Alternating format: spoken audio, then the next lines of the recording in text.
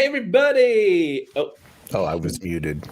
Hey, you know what? It wouldn't be 2023 if it weren't for that. Wait, Oh, goodness. Andy, how the heck are you? Welcome to the show, everybody. For those listening in on our podcast. we still have the podcast. We're just a little bit behind. Yeah. We need to record. We need to record the intros after the show. Oh, okay, yeah, we'll do that. We're live on the air, coast to coast, worldwide. Welcome to Untitled Themed Entertainment Design Show. We're doing 10 questions with our Arielle Rassel. Sorry, there are a lot of discussions about pronunciation of names right before on it, so I couldn't. I can't believe you blew it on the show. I knew what it was. I was thinking about making a joke, and then I decided to not do it. So hello, everyone. Welcome. Excited to do that. How's everyone doing? Look, we got several people watching. Go ahead and drop your comments. How are you? Are you excited? There's a lot of things in the air. Next week, we have TEA Inspire and the THEA Awards Gala. Really excited. I'm able to go. And we had a really great partnership with TEA for the Big Break Foundation. So shout out to them. So if you're on the fence about going to TEA Inspire or the Galas, tickets are still available, and we highly suggest you come check it out. Right, Andy? If you've got $500 to blow on a dinner, absolutely. Yeah, it's a really great dinner, and you can write it off as a business expense on your taxes. So, highly recommend it. TEA, great people. It's been a great partnership with them for Big Break Foundation for our scholarship program. So, shout out to them. But now I kind of we're not a political show here on the air, but politics and theme parks come together, and I'm reminded of that GIF of Sideshow Bob as he's walking forward and he keeps hitting the rakes over and over again. I probably should have pulled it up. That seems to be the situation with Reedy Creek right now. Andy, in the news, Reedy Creek. What do we got? How would you paraphrase this? Well, I mean, what a time to be alive in Florida, right? And be governed by such buffoonery. You've got the Reedy Creek Development Improvement District that's been around for 60 years or whatever, 50 years. And then all of a sudden, certain political factions decide that they think that they can influence Disney's creative output, and the way that they're going to do it is through property rights, and it's all very bizarre. But they were outsmarted by Disney's campus full of lawyers by basically just canceling out all of the board's powers and not in perpetuity, but CJ, do we have the quote we can bring up, the non-perpetuity clause that they included? No, I don't think quite. Yeah, I gave him a different quote. Okay. What I will say is, okay, no, do we have a quote? Okay, so just leading up to it, we kind of jumped to the end a little bit on that. We have, for more than 50 years, Reedy Creek Improvement District has operated at the highest standards, and we appreciate all that the district has done to help our destination grow and become one of the largest economic contributors and employers in the state. We are focused on the future and are ready to work within this new framework, and we will continue to innovate, inspire, and bring joy to the millions of guests who come to Florida to visit Walt Disney World each year. This was like a month and a half ago or so, and that's Jeff Volley, the president of Walt Disney World. And I must say, I think a lot of us were a bit surprised when Ron DeSantis was making all these announcements, all these noise. We hadn't heard a peep from Disney, really, basically nothing. And now we know why. It's because the way that it was set up is that, look, Disney owns this property, and they effectively did this system back in the 60s because they didn't want all the red tape, and they were halfway in. I think they were both in Osceola and Orange County, and it was kind of a mess. And they said, we just need to have our own county, and we need to be able to do these things, move quickly. We have a huge construction project that'll overwhelm the local government, so we need this. And that's probably a paraphrasation of it. And what they was trying to do was Ron DeSantis was going to try to play games and their cronies, their cronies of we're going to figure out what density is and for what they can use their space. And, apparently all those things were just very easily revocable. And the board did it. Before the new team came in, they took those rights away and said Disney has in perpetuity until they don't are on the property, or the last 20 years after the death of the last descendant of King Charles. Yeah, yeah, because you can't have perpetuity clauses in real estate in Florida. So the covenants remain in effect until 21 years after the death of the last remaining currently living descendant of Britain's King Charles III. So we're looking at potentially like over 100 years where this is going to remain in effect. And, thankfully, you, me, Ron DeSantis will all be dead. So it doesn't matter. Yeah, somebody, well, and, just to kind of talk about a little bit, interesting stuff. There's always this thing, kind of a meme-ish on the internet, where like, now everyone's an expert in this, and now everyone's an expert in this, and now I'm an expert in, in indictments. No, you're not. You look for the experts, and for us in the industry, we know a little bit about this, and so I kind of recaptured this on Twitter a few weeks ago, or a week ago, and I wanted to paraphrase kind of what's going on a little bit. So look, if you own 42 square miles of land, it's the size of San Francisco, 2 sizes of Manhattan, and it's your own land. You can't just do you can't just do everything you want to do. You need to have roads, you need to have safe infrastructure, all those things. And normally those things are provided by the government. Back then, this land was so big that you couldn't just ask the local government to do all these things without there being some sort of collaboration, some sort of agreement in place. And what you have now is there are plenty of deals that they've done over the years to maintain infrastructure. They've done the parking garages for Disney Springs. And one may say, oh, that's not fair. However, the hotel tax, the ticket tax, there are so many tax dollars that are coming in. It's a windfall. Anytime Disney expands, anytime Epic, they build Epic Universe, they're getting tax incentives. Just like I don't want to use the case of Amazon because they're problematic, but Amazon will get sweetheart tax deals to do here because they want to increase revenue. Disney or Orange County, Osceola County, they want to keep growing. They want to keep having tourism come into place, and so they want to incentivize that. And where that line is, whether you're conservative or Democrat or whatever, there's a line there where you're comfortable with it.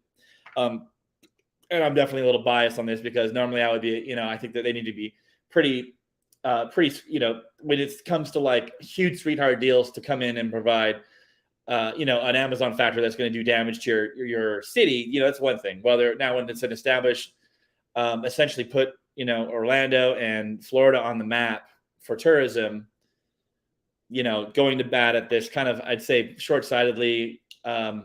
It's been really fun to see unfold the Disney. They're going to go into court and waste tax dollars.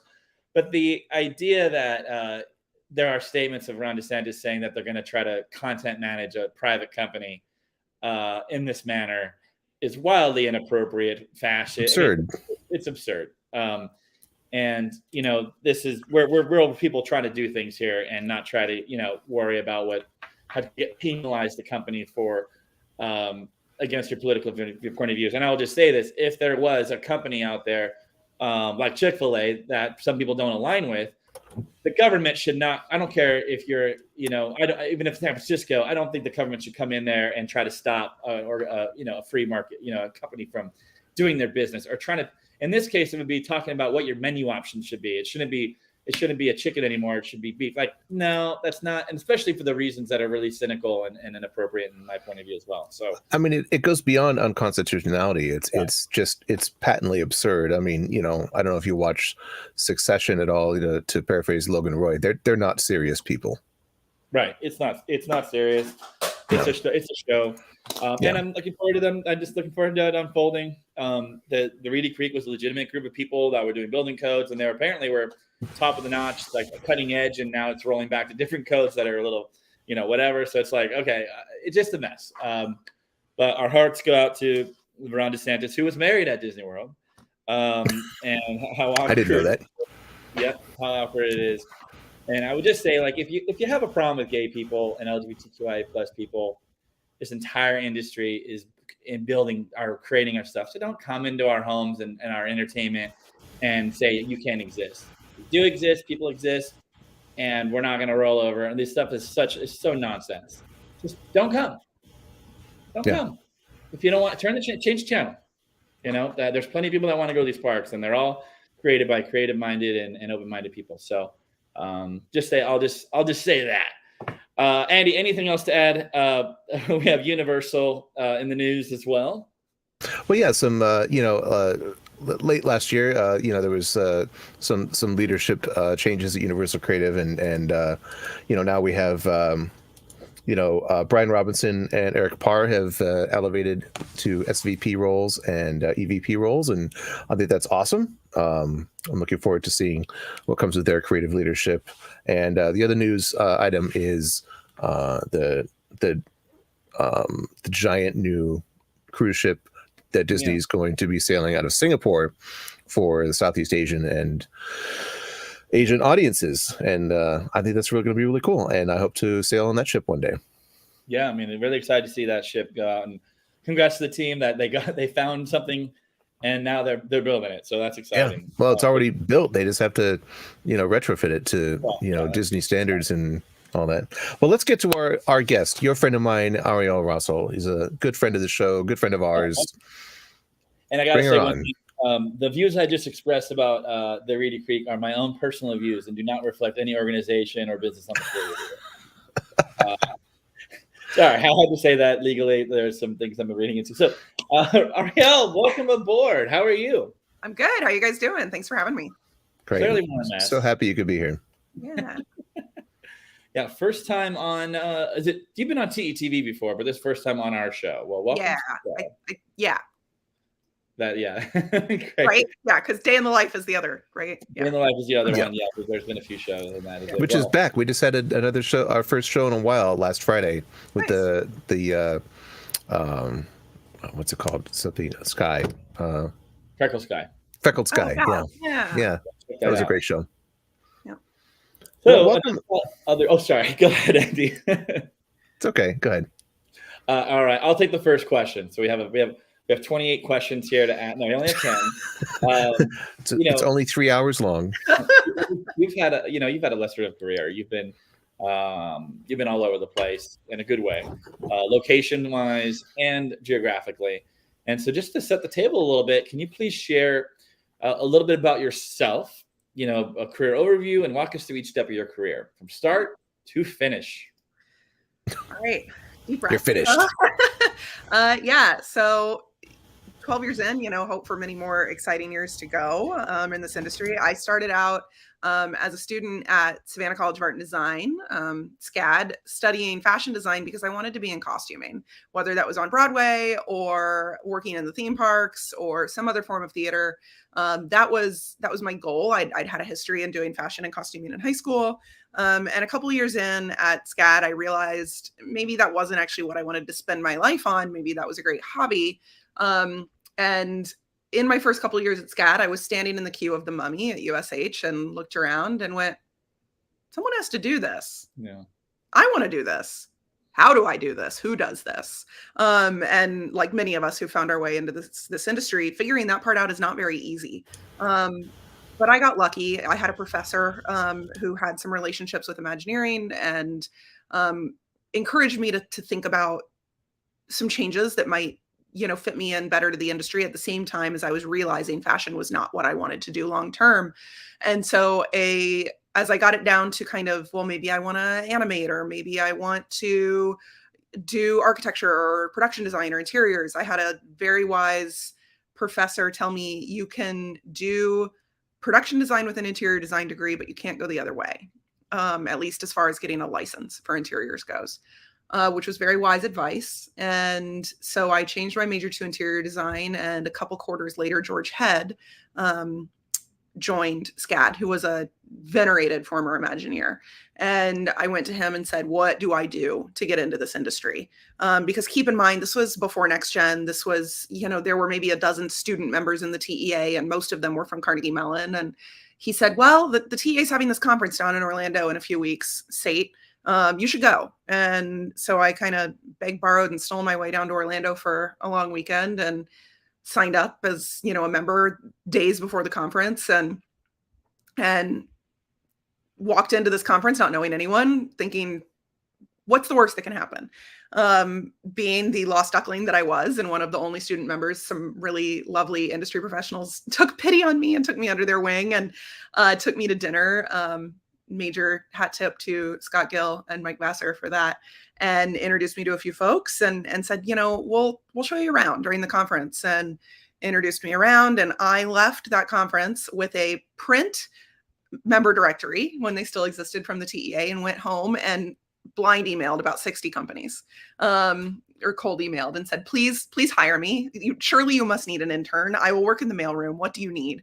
And about 12 of them responded. About 8 of those were, who are you and how did you get this email? A couple of them were, hey, we don't have internships, but good luck to you. And I ended up with 2 internship offers, one at MSI, the Museum of Science and Industry in Chicago, and one for a design firm in Seattle, the Portico Group, who is now MIG. One of those internships was paid, one was not. I took the paid one, and moved myself out to Seattle for 4 months to go work for Portico as an interpretive design intern. Didn't know what that meant. Not sure they knew what that meant either at the time, but we figured it out along the way. And I spent the first couple of weeks with them trying to figure out what I did. And then they figured out I knew CAD, and I was very busy for the next 3 months. Nice. And got to work on some really cool projects. I got to work on aquariums and zoos and a tiny little rodeo museum in Haley, Idaho, of all places. And just learn from some really, really incredible people, which was enough to cement, yeah, I want to do this. And so I went back to finish up my degree, and SCAD had a really great relationship with WDI, where we had an off-campus program where we got to go spend a week with Imagineering in Florida. And while I was there, George set me up with a meet and greet with a manager in another department called FAM, who had a rooms team that did a lot of the renovations for the on-property hotel rooms, lobbies, concierge spaces. And we started talking, and a year later, because we actually started talking before I ever went and took that Portico internship. So while I was actually out at Portico, they called and said, what are you doing next summer? So by, late winter of my senior year, I had an internship lined up with FAM at Disney. About 3 months into that internship, the interiors team at WDI said, why is there this other interior design team over here doing their own thing? They should be part of us.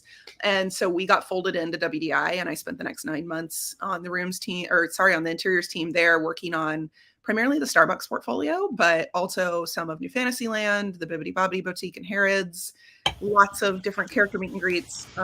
It's a really great broad exposure to everything. And about a month before my internship ended, my project portfolio got put on hold. So there went any hope of extended employment.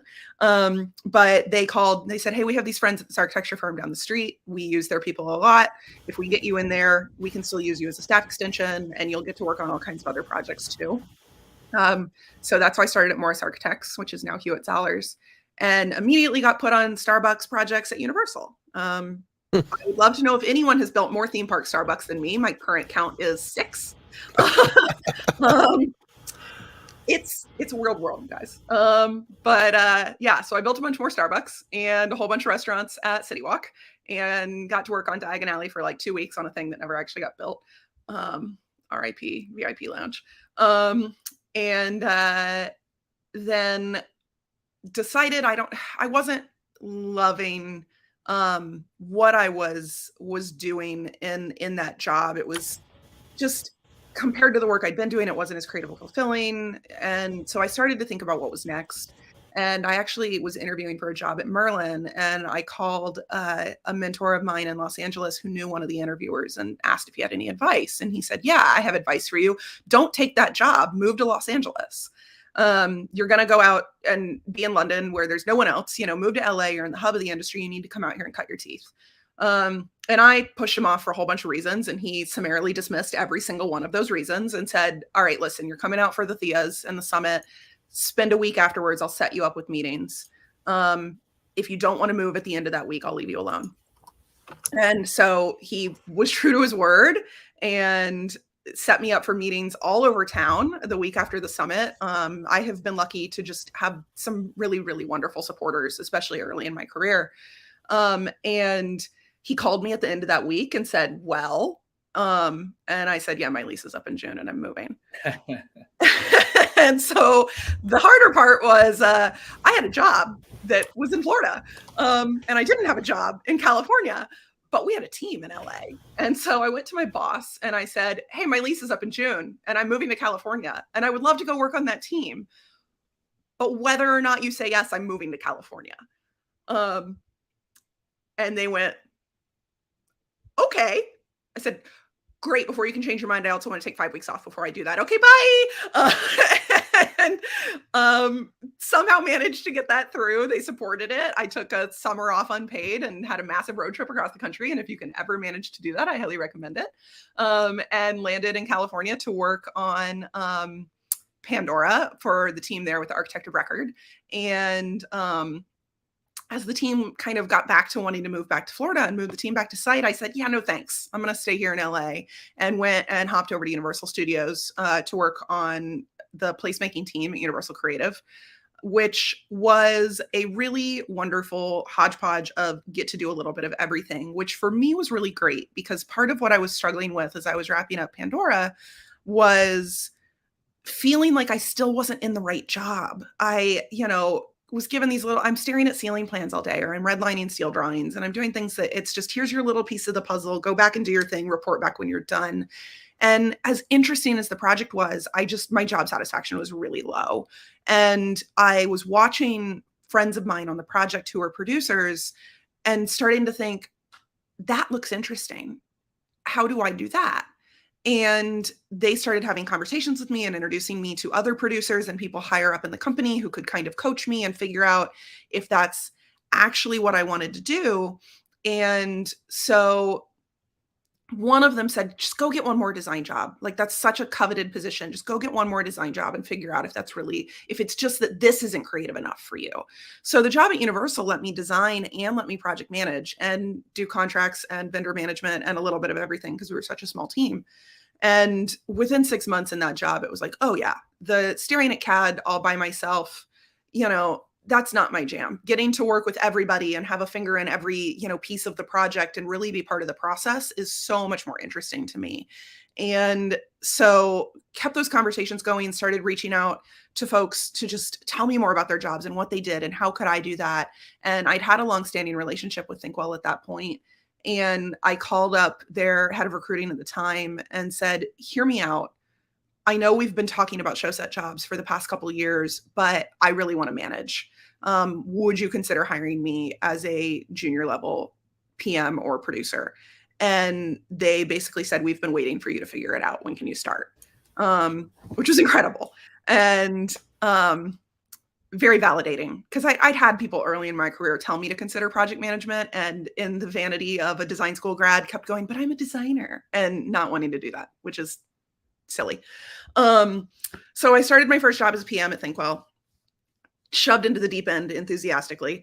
Absolutely loved it. Spent a year and a half traveling all over the world. Got to go to the Middle East, got to travel all around the States, working on some really interesting projects. But ultimately, as much as I loved LA and as great as it was to spend 4 years there, my family's all on the East Coast. I'm an only child. LA is insanely expensive. There were a number of reasons stacking up that it didn't make sense for me to stay there.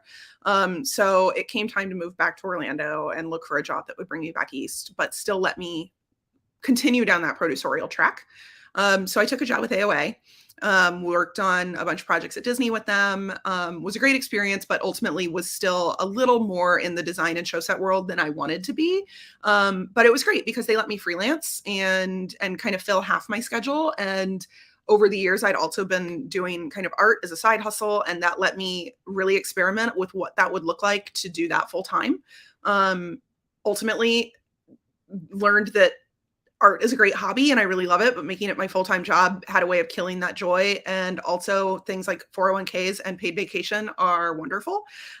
So I'm glad I got to do it. It scratched that itch and answered the question. But after about a year of doing that, I was at IAPA and starting to think more about what would it look like to come back to a full-time role in the industry, and ran into my friend Dan Moali, who I'd known through the industry for a few years. And he said, why don't we talk more about that? And invited me over to lunch at Scenario. And they were just in this really exciting place where they had just delivered Star Wars and had all these other really cool projects coming up. And he said, what do you think about managing our design team? And that was interesting to me because it was a really nice hybrid of still getting to use those design skills that I built over the years, but really lean more towards the management track that I wanted to be on and had really been developing over the last 5. So I went over and did that. And kind of as we shifted within the company and changed kind of how we did things and how my own priorities shifted, I moved back into more of a producer role, and then also started taking on project development and business development capabilities and scope, and getting to really learn what it was to help sell projects and bring work into the company. And in that time, Thinkwell went remote. And as great as Scenario was, as great as many other places I've worked have been, I was so sad to leave Thinkwell when I moved back east. And so when the opportunity came up to go back during COVID, it really just felt like a homecoming. And so when they said, hey, we'd love to have you on our project development team, and it was a chance for me to continue leveraging everything I've been learning and slot into this role where I could really help develop scopes and schedules and budgets and strategically plan projects and be on that front end, it was just a no-brainer to me. So as of last November, I'm back at Thinkwell, and it's wild to think about all the steps and journeys that have been along the way, but each one of them was so necessary to get me to where I am now. And yeah, I've been back, gosh, about 6 months now. So. Well, you answered a lot of our questions. Now I have to kind of go off script. No, I mean, okay. Now I'm going to skip. I'm not even going to skip ahead. I'm going to as a question that occurred to me now, just at the end, because I was going to ask how you make the transition from creative to production, but you answered that already. But I think the more interesting question now is, you're sort of mid-career. One would hope. And maybe 1/3 career. Sure. And how did you make the transition, really, like, all the experience you have in creative and production to development? I mean, it's not just business development, but project development. And can you talk about what that new role is and how you use all the skills and experience that you've gathered along the way for that? Yeah, absolutely. I mean, when it first happened, it kind of happened naturally. I mean, any of y'all who know me know I'm a people person and a relationship person. Early on, someone told me a networking style is super connecting. And that is, I'm very much the like, hey, you should talk. And so getting into project development was kind of natural as far as that went, because so much of it is relationships. And, oh, you need this thing for a project. I know this other person. This is great. And it's having that Rolodex and the deep, deep bench of talented people that you trust and you can call and put together project teams. I think when biz dev had been presented to me as sales, it kind of always gave me the ick, just because we all think of, right, the like 90s TV snake oil salesman that, could sell ice to Eskimos. And that was never what I wanted to do. But when it became clear that there was a way to do development that was really relationship driven, that was a lot more interesting to me. So I kind of landed in it on accident, to be honest, at Scenario, when we just needed more support in that because we were so busy. And I was working with Matt Kent, who's, just a guru at business development and one of my best friends. And so getting to learn with him was really exciting, and kind of learn where we're similar and where we're different and how we approach things. And then at Thinkwell specifically, we really want a background in production to look at this, because it's so important to understand how projects happen and how things get delivered and what it looks like to run into a change order in the middle of a scope because you were missing something when you sold it, or what a realistic schedule is. So to have all that knowledge now, I don't think I could do this job if I hadn't been in project delivery and actively boots on the ground for several years beforehand. Yeah, no, that's great. Well, and how would you define project development? Because it sounds like a made up thing. Sure. Well, because some places it's business development, right? But some places it's way more sales driven. I think it really varies. For us, we really stay much more hands-on in the beginning parts of the project and helping really partnering in lockstep with project management to write those scopes and deliverable lists and budgets and schedules. Whereas I think sometimes more traditional like business development is bring the lead in and then kick it over to someone else who might do that part. So I think with us calling it project development, it's because we're so much more involved. And then we stay involved from a client relationship standpoint, because so much of our business in this industry is repeat, right? If you've got clients that love you, you hope that they'll come back to you again and again. Yeah. I'm going to go on. I'm going to go back to, I'm going to rephrase our other question we had. Cause I think this is really important. And I kind of feel, very, like I'm kind of part of it, because I switched from project management to being more on the creative side. And then you did the exact opposite. And you mentioned the whole vanity of being a designer and letting that go and all that. And I'm probably reaching for that vanity and want to hold on to it. But was love. No, love to hear your thoughts on that. Of like, what was it like to have people telling you, "Hey, you actually should be doing this," but really that wasn't where your heart was, or you know what I mean, or you came around to be that. I would love to hear that journey, because you kind of touched on it, like, oh, people were telling you that, and you thought maybe with condescending, or I don't even know if you did or not, but it's like just maybe not what you were trying to be about. I think a lot of us, especially, like, you spend so much of college trying to figure out who you are, what do you want to do, what's your identity, you're finally out on your own, and so it's really easy to get locked into that. And I spend a lot of time now telling the students I work with that you're more than your major. Because you need that sense of identity when you graduate. Absolutely. You know, we don't hire generalists. We hire graphic designers and architects and engineers and you name it, show set designers. So you need that identity, but you are not, that identity is not who you are as a whole person. It's your foot in the door. And so I think everyone has to come to it on their own terms. I think other people telling you who they think you should be is never something you want to hear. But for me, a really big part of it was, you know, I was tremendously lucky to get some of the opportunities I did early in my career in terms of project scale and scope. And so I was, you know, sitting with my peers or with the next gen I was working with and getting told, oh my God, you're living the dream. Like, you have the dream job. How do we do what you're doing? How do we follow in your footsteps? And to hear that and then have to fight that internal battle of like, I can't tell them I am miserable. Like, I am not happy in my job. I'm not fulfilled, when so many people would probably shove me under a bus to have my job. You know, that's not a great feeling to have to reconcile within yourself. But it is something that I think you do just have to sit with. And it's not a decision I made quickly. It took me, you know, moving out of that role at Morris into a kind of mid-step role that was a small leap, right? It was a little bit of risk. There was design and project management. So if I came into that role and was like, oh, no, I don't want to do that, it would have been very easy for me to stay safe and say, no, design is right for me. I am in the right place. But I think finding those opportunities where you get to try new things in a moderate level of risk. I am a big advocate of risk and taking chances, because I think that's the only way that you really figure those things out. But they're also, you know, I'm mourned leaving that role to a certain degree. I had this whole idea of who I was going to be in my life and what I was going to do. And I found other ways to do it. I have so many creative hobbies now. I'm wearing my interior designer hat to redesign my bathrooms at home. I paint, I sew, I knit, I do all these things. And because my job is not who I am as an entire person, I can still be creative. I can still do these other things. It's just not how I pay my bills. Yeah. Deep. Well, we have a question from the audience from Theron Langhorn, friend of the show.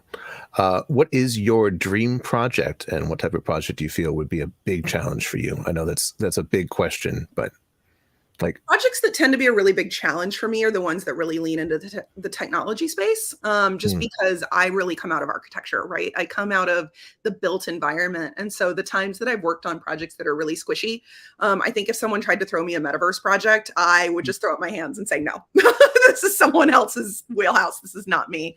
That whole thing is just not. I know that's where part of the industry is going to a certain degree, where there's going to be digital parts of things. The word phygital makes my skin crawl. But I get it. There's a place for that with people. It's just not my place. A dream project. I really, really love immersive theater. I'm a huge theater nerd. I, scrimped and saved up pennies to do Star Cruiser. I have flown across the country to go to immersive theater things and, opening weekends. So getting to do something in that space, whether it is, a growth on something like Star Cruiser, whether it is taking an experience that starts to get us into that Westworld, really live and role play that journey, to me would just be so magical and so much fun.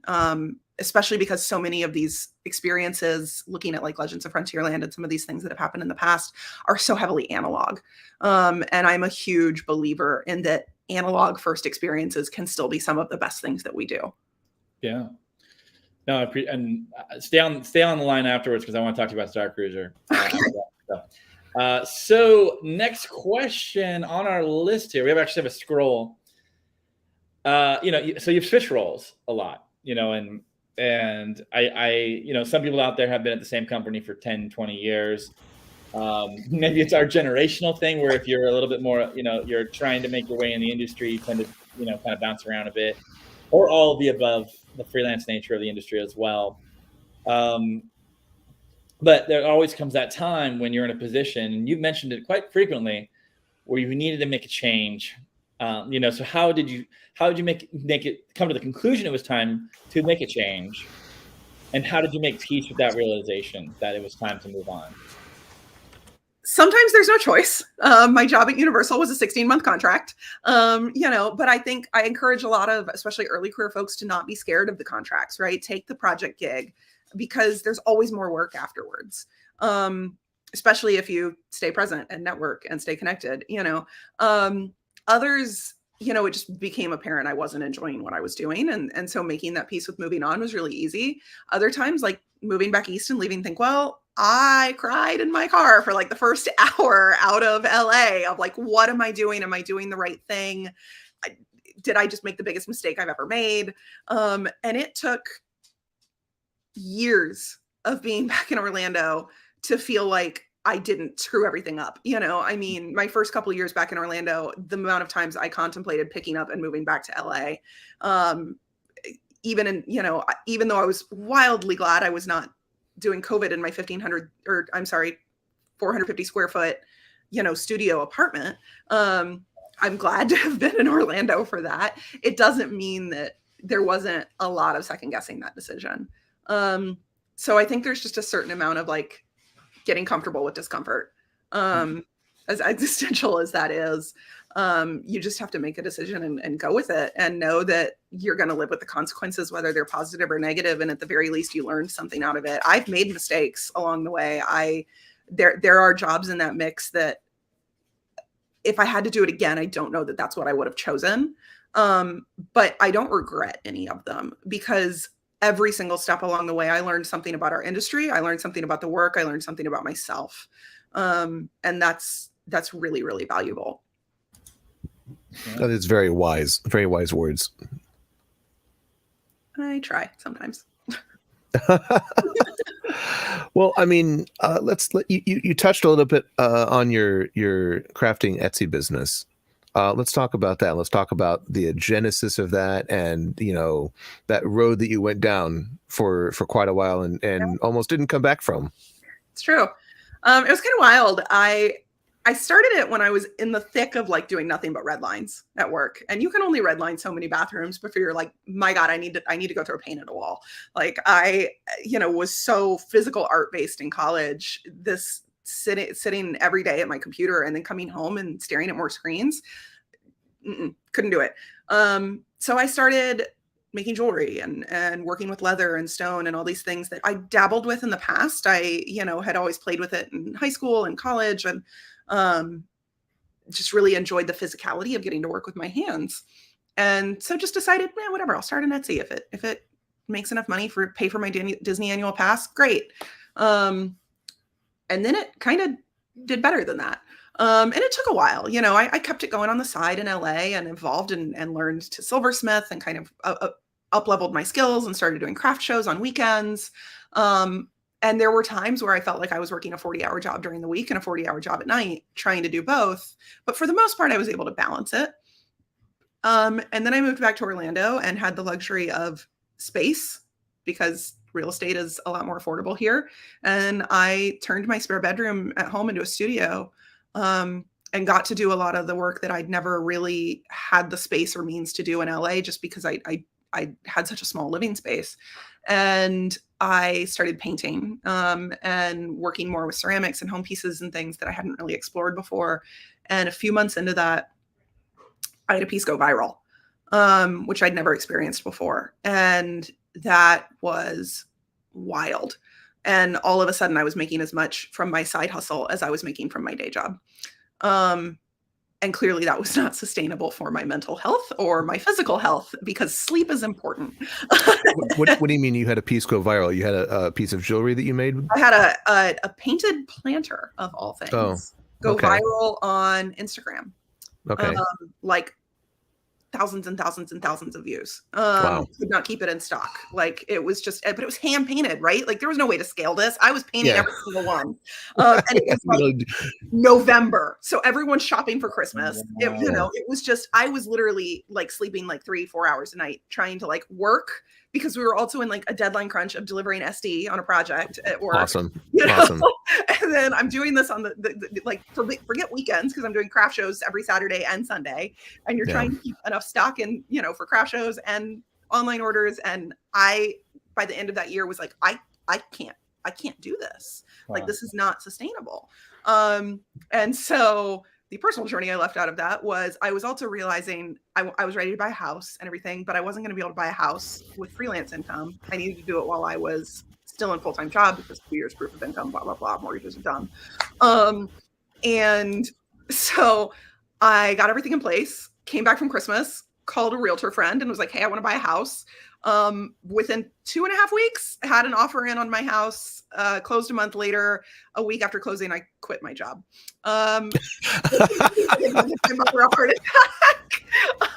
If ever there is a leap and build your wings on the way down, like that was this experience of like, hope this works. And don't tell the bank. Right? Like, luckily, like I've got a mortgage to pay now. We're going to have to figure this out. I was still freelancing 10, 20 hours a week. So I had, that was making enough for me to like pay the mortgage and eat like beanie weenies and ramen and keep the lights on. And then anything I could do, with Lamesto on top of that was gravy. But then like all of a sudden it's my full-time job, right? Like I am by myself in my studio.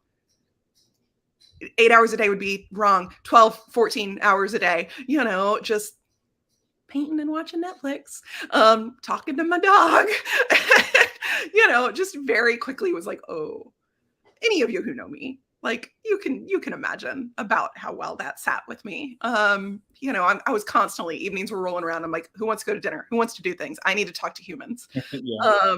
And I was still going to conferences. I was still going to Summit. I was still going to IAPA. I was still showing up, and everyone was talking about their projects and everything they were doing. And it was just like, oh, am I really okay with leaving this behind? Like, I don't think that's what I want.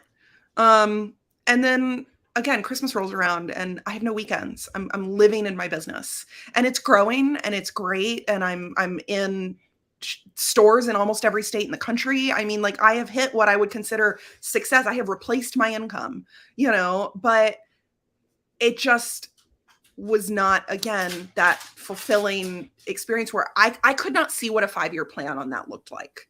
I couldn't look forward to like, am I still sitting here painting pots and watching Netflix 5 years from now, because my back is going to be screwed if that's the case, like there was no path there that I could look and see a long-term future. I couldn't figure out how to scale the business. I couldn't figure out a thing that didn't have me working by myself all day, every day. And I tried, I spitballed ideas with friends to open a co-op and, like an artist space in Orlando. I didn't feel like the market was there for that. Thank God I didn't. 2020 would have destroyed that.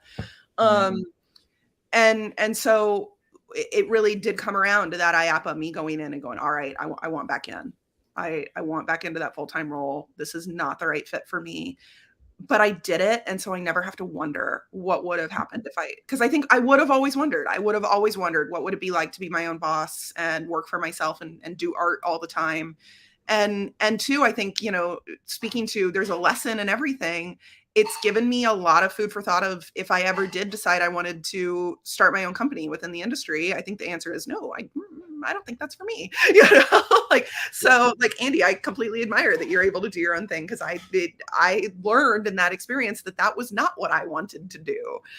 Well, yeah, it's not easy, and I appreciate you saying that. It's funny. I talked to some friends who have considered also starting their own, design company, and have started their own design company, design and production, and like really, getting clients isn't always the biggest obstacle. The biggest obstacle generally is cash flow.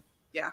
And especially when you're starting projects and you're doing concept and you have to scale up and it's just you and a couple of people and you have to hire 10 artists. Yeah. And they all want some money up front, and it's just like, okay, where am I going to get this 10 grand? Or whatever, that's the biggest problem, because like if you are in a position to start your own business in this industry, you already have clients, so that's not the issue. The issue is generally cash flow. I just don't know that I ever want to be responsible for someone else's livelihood. That's a huge burden, Yeah, we could do a whole show about that. Well, just congratulations on your success with that. Just getting in stores across the country, having it replace your income, that's not something that takes a lot of hard work and gumption. So just congratulations, and it's great that you did it. And then you knew. Yeah, like you said, you scratched that itch. You discovered that it wasn't for you, and I mean that's admirable. I mean, you did it. And it ate up all my time for other hobbies. Like now I can knit and crochet and bake and do everything for fun because I have time. Yeah. So what are the most important things that we say, is that you cannot burn any bridges in this industry, particularly this industry, because it's the same people over and over again. I've left companies. Arielle, you've left several companies, which gracefully. And I think that's really important. Everybody has that, that vision of, kind of leaving on, I'm out of here and, screw you, whatever it is. But how do you go about maintaining those relationships when maybe you got fired from that company? I've had that happen. And then you kind of have to maintain those or stay cordial, and you're pissed. Yeah. Any recommendations on that? I've been lucky to never be let go. But I have definitely left on what I would consider less than stellar terms, whether that's because they feel like you left them in the middle of a project or, any of those things. And it's hard. I do think I've probably burned some bridges along the way, or at least lightly torched them. I like to think there haven't any that I've absolutely just, nuked. And it's hard because it's a small industry and gossip gets around, and you have to, always be aware of who you're talking to and what you're saying. And the fact that the person sitting at the table next to you in a restaurant might also work in the industry, because Orlando and LA are really big, small towns. And sometimes it's time. I feel like there's been places that I've left where I probably was dead to them for the next couple of years. And then either they realized or I realized, or some combination of the two, that we were going to have to work together on a project and we better figure it out. And to a certain degree, time heals all wounds, right? I think there's times where it's just like, seriously, guys, that was 10 years ago. Are we still mad at that? I mean, this industry has a long memory, but it also gives a lot of second chances to people as well. I think that's true. I think a lot of it is just be kind. It's not that hard to make the time to speak to someone, to say something softer than it needs to be delivered, to just have that awareness. And I do still have really close friendships and relationships from a lot of the jobs that I've moved on from. And a lot of times I see them on job sites or on the other side of a bid table, competing with each other, but then we'll all go out for drinks afterwards, and it's just, sometimes it takes more effort than others, and sometimes it's super easy. It's just having to remember that as close as we all are, because I do consider some of my friends in the industry, my closest personal friends, it is also still work. It is also still professional. It is also still business.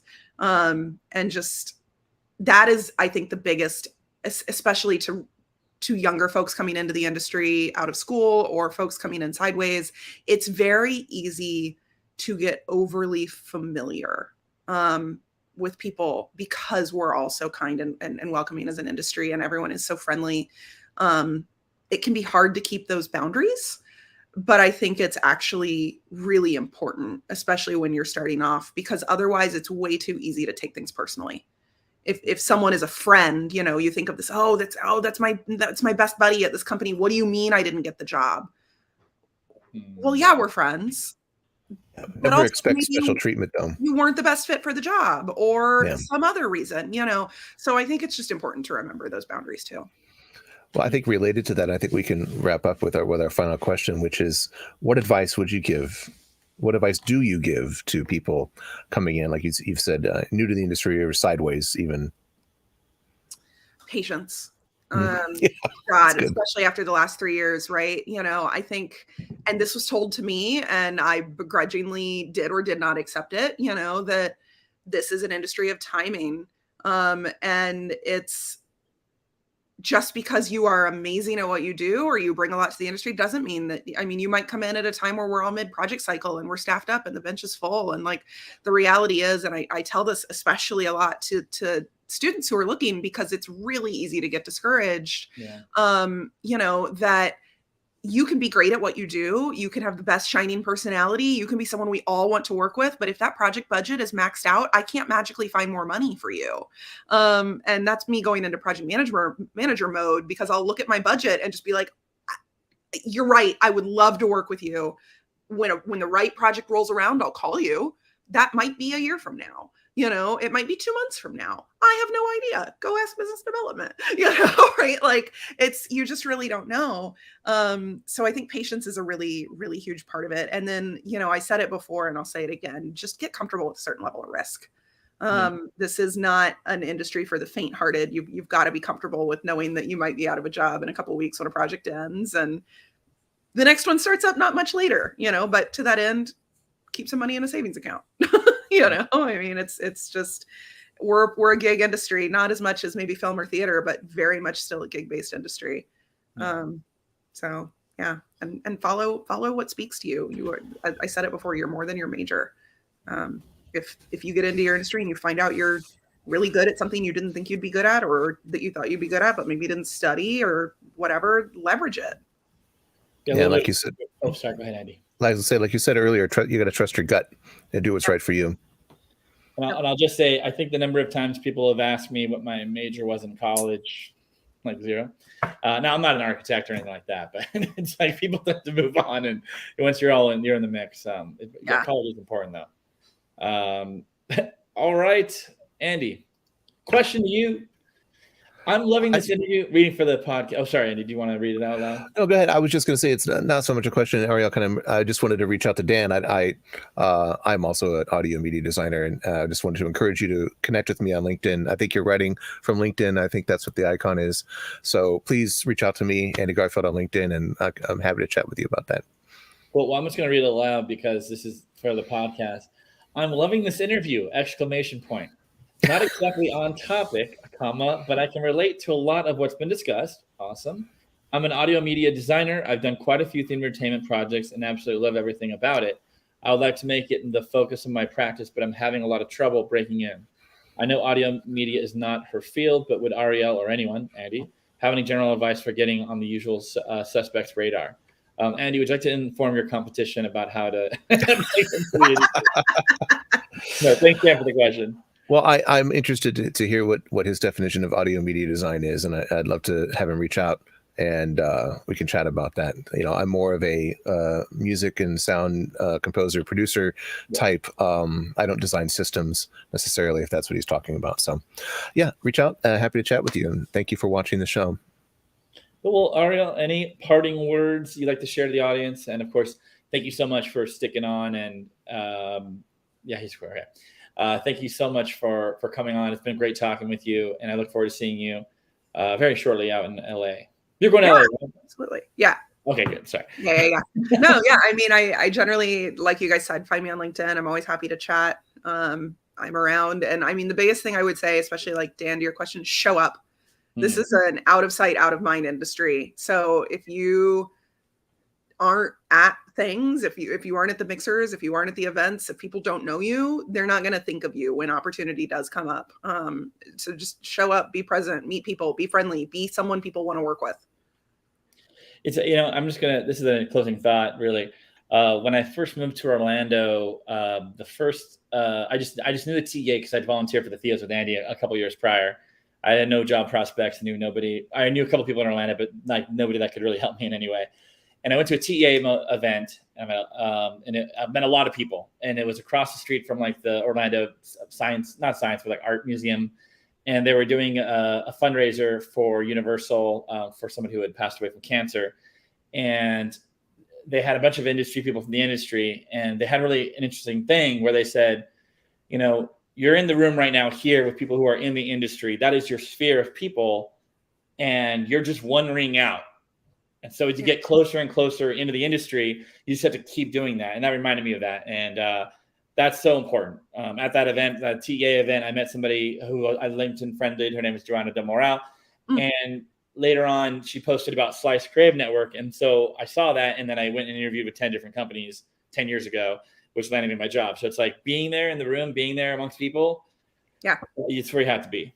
Every single job I've ever had, and as we've been through, the list is not super short, has come through relationships that I have made largely through the TEA, but also through school and alumni network and everything else. Not a single one of them has been the result of blindly applying online or on LinkedIn. Yeah, no. Yeah, the big theme across all of our interviews with our friends and colleagues, is it's all about relationships. Yep. So don't screw it up. No pressure. Nice. Thank you so much for joining us, everyone. We're back next week live. We are around the globe. We're being joined by Jeff Sugar and company from EDSA. I don't know if that's been publicly announced yet, but that's happening. So we're going to talk about landscape architecture. That's going to be a lot of fun and a very unique aspect of the industry. So join us next week. Same bat time, same bat channel. Thank you so much, Arielle. Thank you, CJ, for producing the show. You did a great job. There he is.